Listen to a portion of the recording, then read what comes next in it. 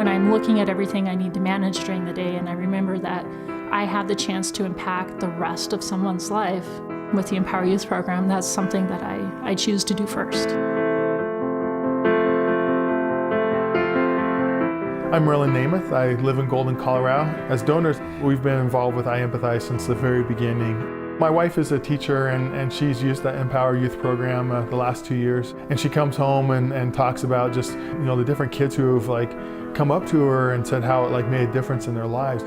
Some of the topics that come up is, the issue of human trafficking. How do you talk to a 14-year-old student about that? You have kids who are very aware and have had experienced some degree of exploitation themselves, to students who are very naive and who have led very protected lives. So then, as a facilitator in the room, you're faced with having to navigate all those differences. But I found that the way the program is set up and the vocabulary and the content of each module gave me everything I needed to do.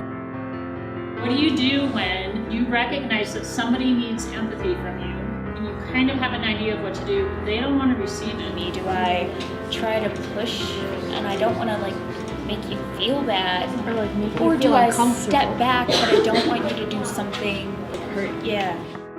The number one thing I teach in health class is prevention.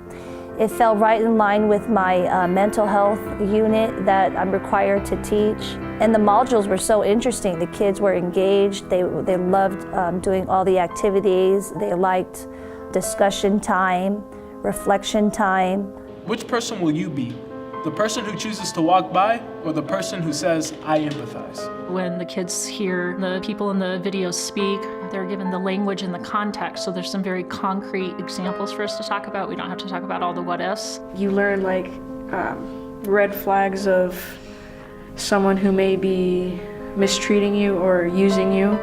I've certainly sometimes felt where I'm totally alone and no one will understand, but it's not that way, because there's a lot of people that have gone through the same situation. I really took a good look at my friends and thought about it really, really hard, and just kind of thought about the actions that they take and how it would affect me. We had 2 or 3 students recognize that a person in their life was trying to take advantage of them. Having found out was kind of scary. We were glad that we did this program. My goal is I would like the students to be fully aware of this huge problem, and that they know what they can do if something is happening. I've struggled with identifying people to trust and go to when I do need help. So that was really big for me. I can really see the fruits of our giving through iEmpathize. It goes back into creating programs to help prevent kids from becoming victims or even being perpetrators themselves later. If the Empower Youth program was implemented nationwide, it would be a huge impact. It would change student behaviors, it would increase awareness, and ultimately it would prevent child exploitation. We all teach because we care about and we love our students, and sending them out into the world can be scary.